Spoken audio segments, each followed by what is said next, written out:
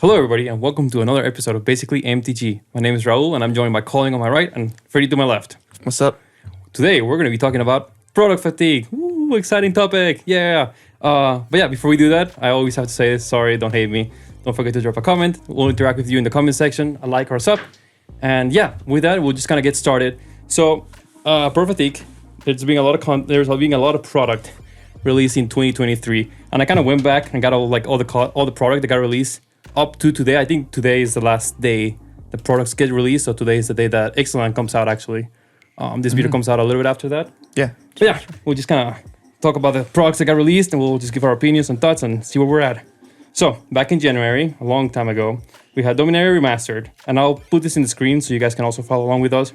That set was released on January 13th, and then the pre-release of it was on the 12th, and then the cards were previewed sometime in December. That was this year? That was this year. Oh, damn. Wow. Yeah. There was a lot of good reprints in that set.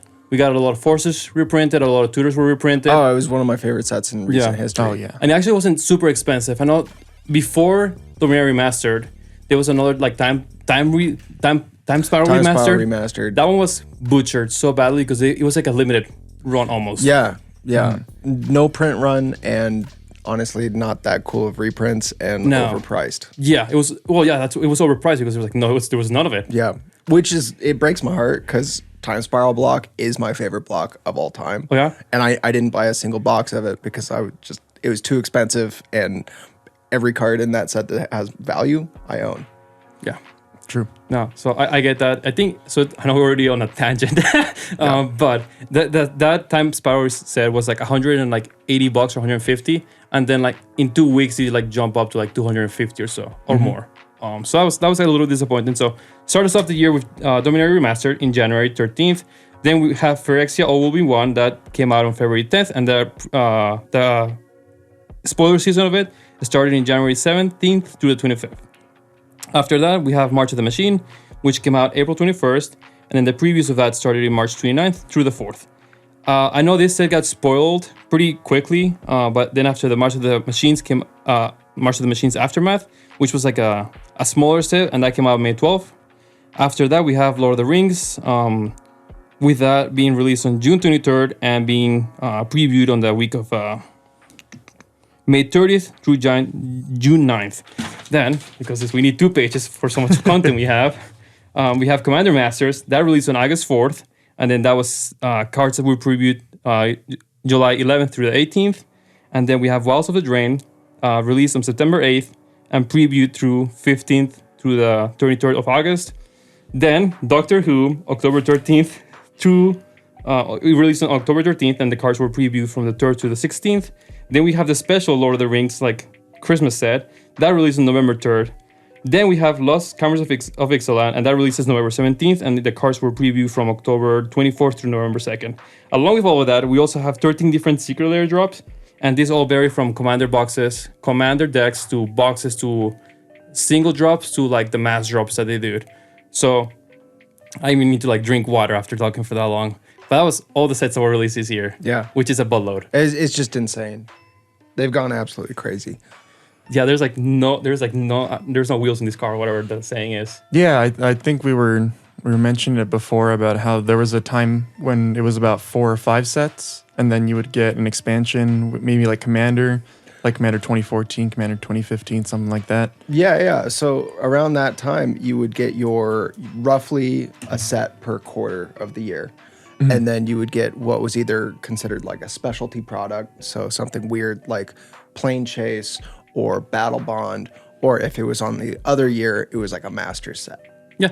So basically 4 or 5 products a year. And then 1 commander product a year, which like sounds like a joke in today's standards. Like, and that was just the norm. That's what we got used to. But how did this happen? I mean, do you have the grand total of products that we had this year? I think I can count them really quick, but again, it's 13 secret layers. Yeah. 1, 2, 3, 4, 5, 6, 7, 8, 9, 10. Roughly 10 plus 13 secret layers of just standard sets. Which also, to note, I was also looking between like a spoiler season to when the next set released. Mm-hmm.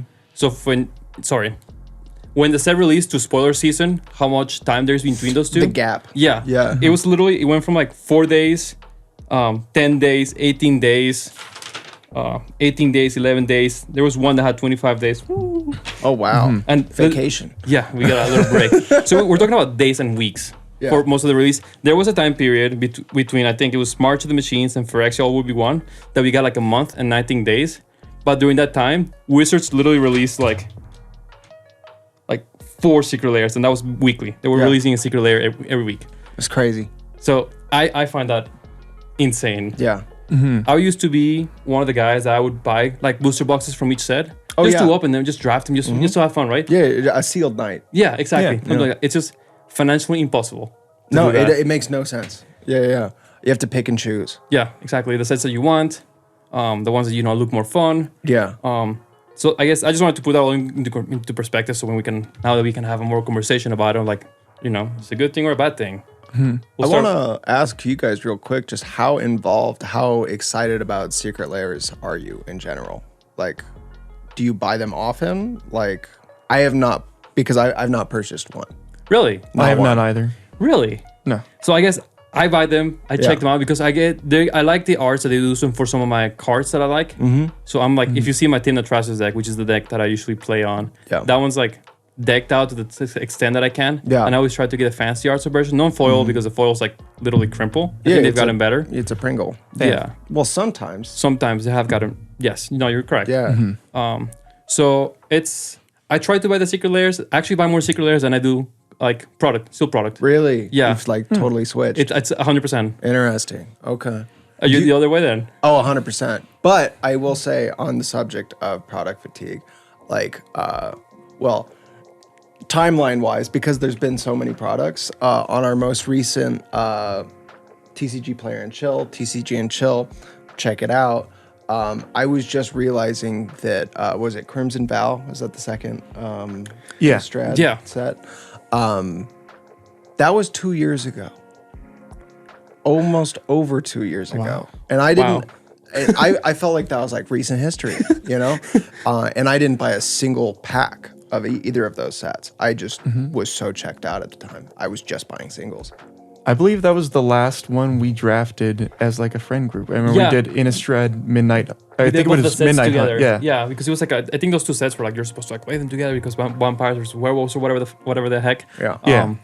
Yeah, I was like, wow, I cannot believe you said that. Well, even funny, when I was doing my research of this, there was a set that released literally the birthday of the week of my birthday, and I didn't even know until For I did real? this. Yeah. Wow. I was like, that was like so close to my birthday. I didn't even know back then. Yeah.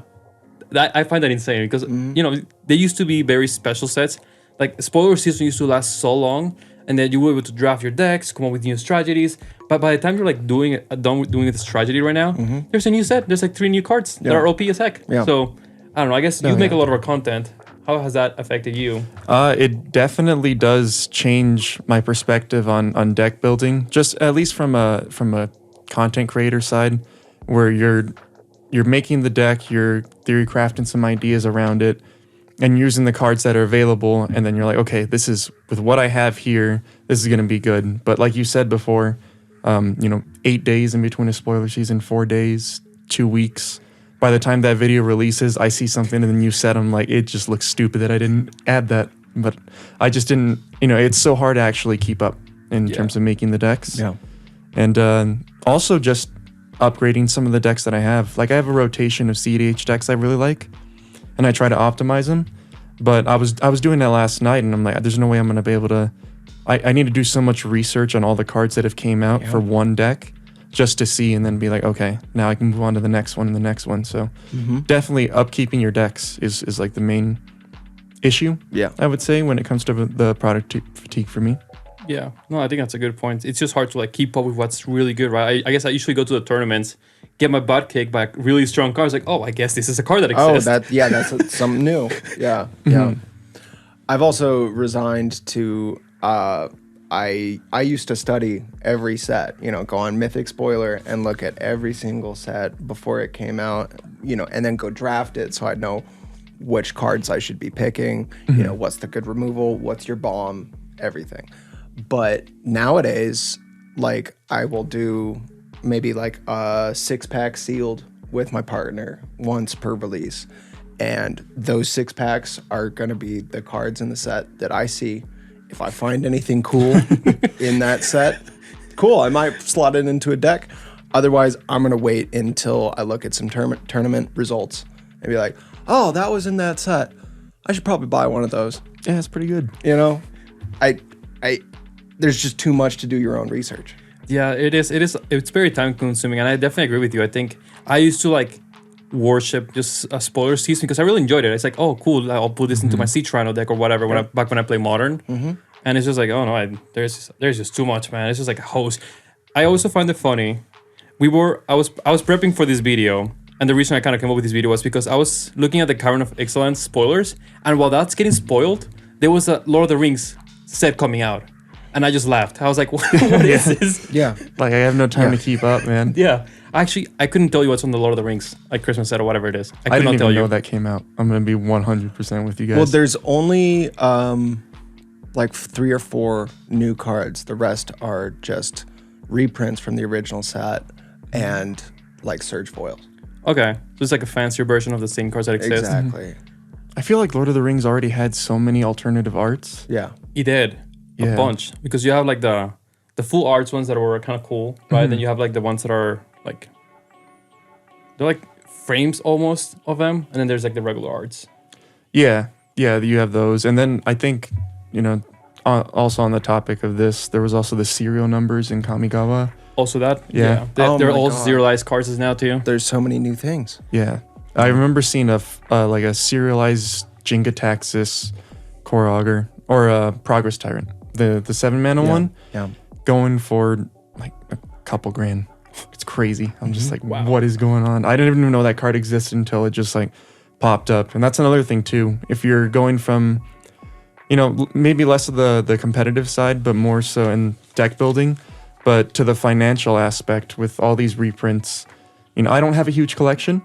So from my perspective, it's actually pretty beneficial because I get to build on my collection. Yeah. But I know both of you have a pretty substantial collection. So from someone who's already collected, kind of paid the cards already, and then got them when they were valuable, to see them drop so low, what is it like? Yeah. Feels bad, man.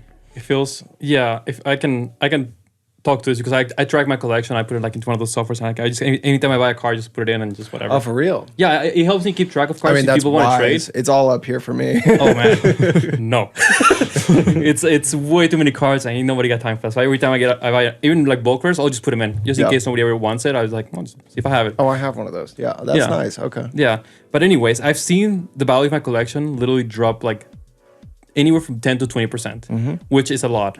Especially if like my collection includes duels, like a lot of like reserve list cards, and then a lot of fetches and whatnot. Yeah. So it's been like not traumatizing because I'm open for people to have access to the cards. So there's like a fine balance. I don't think we're walking that with Wizards right now, between like reprinting, but reprinting with like responsibility, not like just reprinting every set you're reprinting a new chase card. Yeah. That's gonna just drop its value. I don't even know what mana creep it's at right now, but I'm sure it's gonna be in the single digits, single digits, but double digits. I wish. Ixalan came out today, right? Yes. So, I mean, that's the most reprints that card has ever had.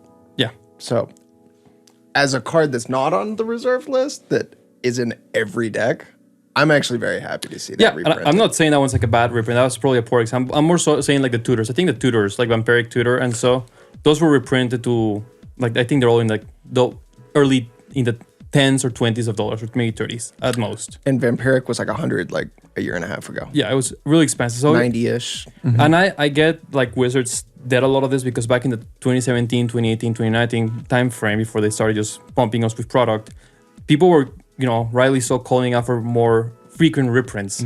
But I think they took that to like the extent of like, we're reprinting every card now, every set. Tarmogoyf went from being, I know it doesn't get played as much, it went from being like a $90 card, it's like $15 or $17. It was way $250 in... Yeah. I found some for 5 Yeah. or 7. Wait, what?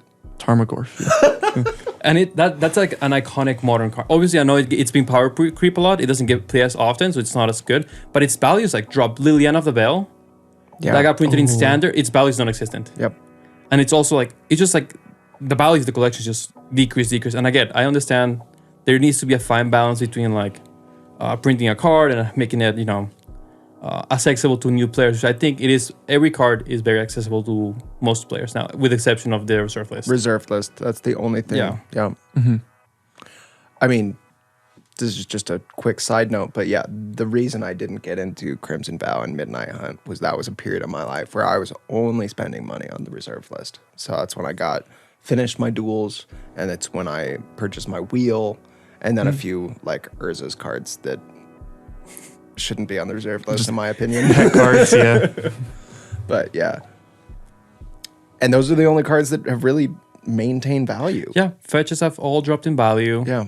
Most Fetches, yeah. I know the elementals from Modern Horizons, 2-1 and like Ren and 6 and the Ragavan and the Monkey. Those are still pretty expensive because they've only been printed like 2 or 3 times, I guess twice. So there's like a rarity case. So I understand why they're doing this, and it is nice that they're allowing for new players to join in the game, because more players means more people get to play the game and be able to enjoy something that we enjoy doing. But they need to do it more responsibility, because after all this, there's also a money attached to this game. Yeah. And you don't want someone's collection or money to be worth nothing. That's interesting that we keep bringing up the reserve list, because like that's why the reserve list was invented, was when Chronicles was printed, people's collections just plummeted in value, went from hundreds of dollars to like absolutely nothing. Really? Yeah.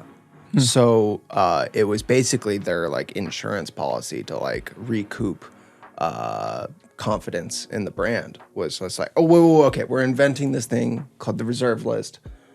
These select cards will never ever be reprinted. I know you've spent money on them.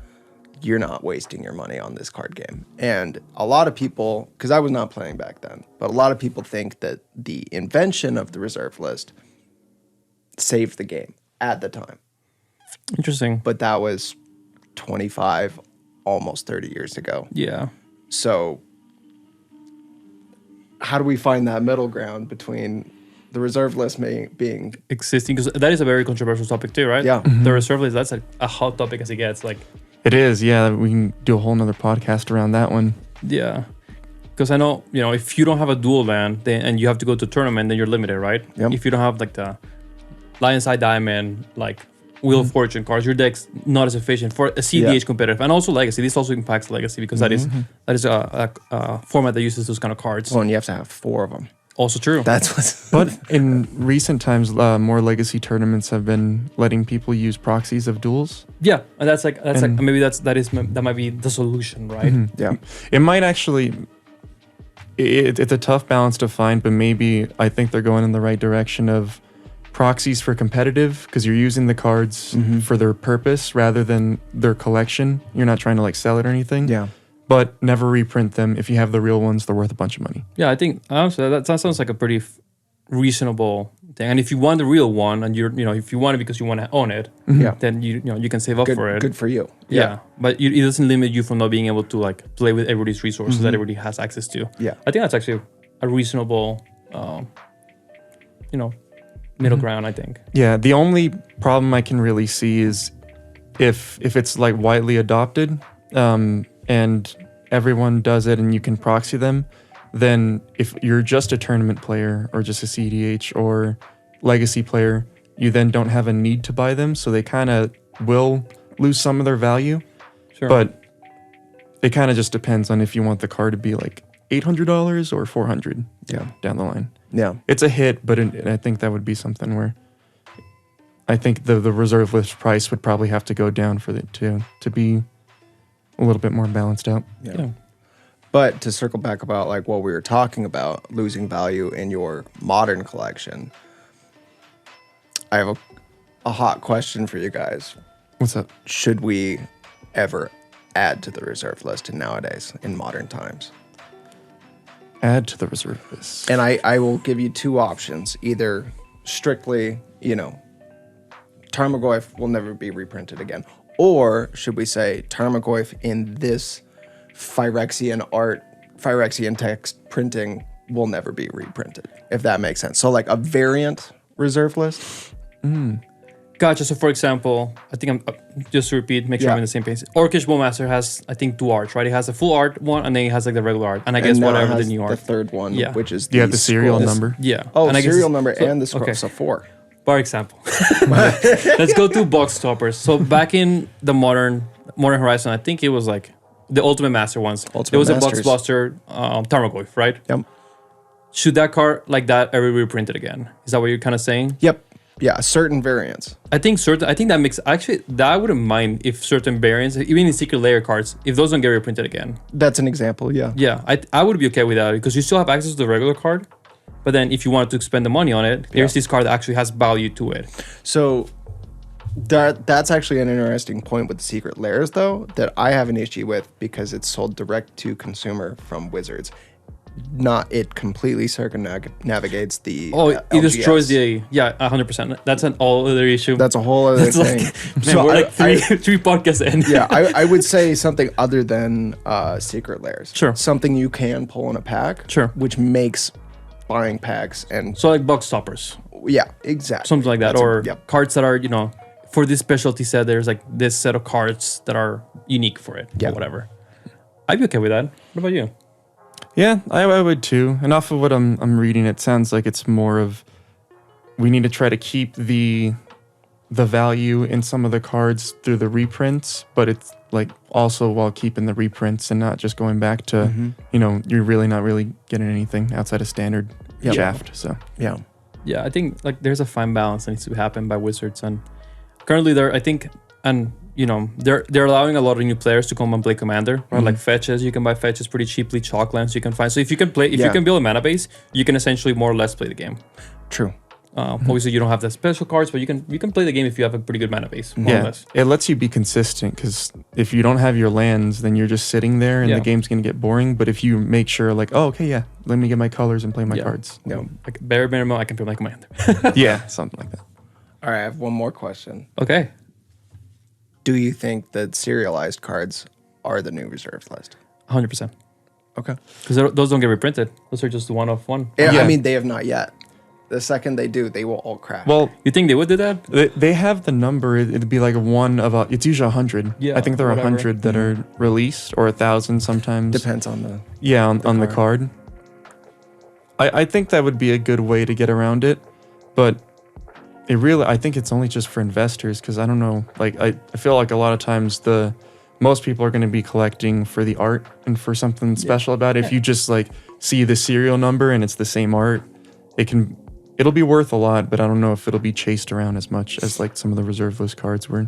Nostalgia, power, and has everything for it. So. Yeah. I think it's mostly, like you said, it's mostly for a collector.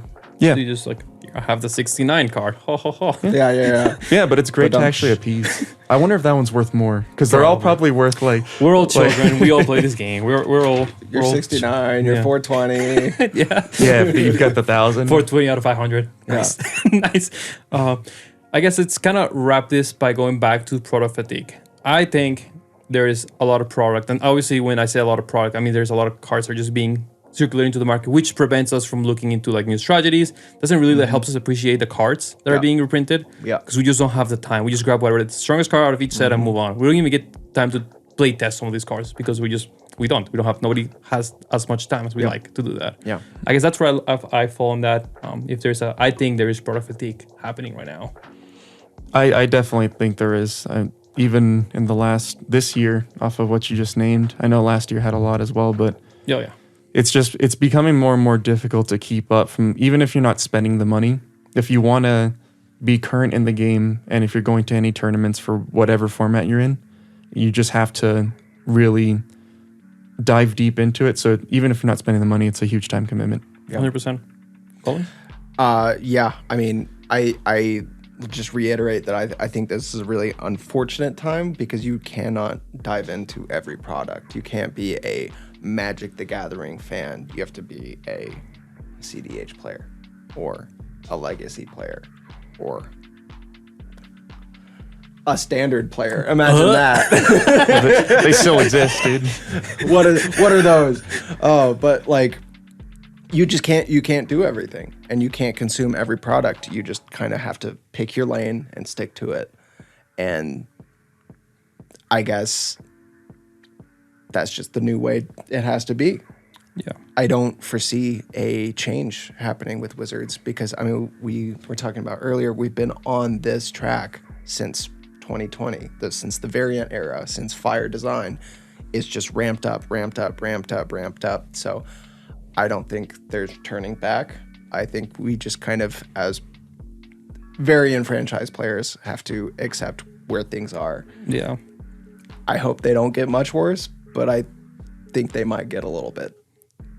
Yeah, we're definitely going to keep reprinting a lot of more product. I'm sure every year. I don't think this is going to stagnate. I think it's just going to go up. Yep. Into maybe they reach a breaking point at some point where people just don't buy a set.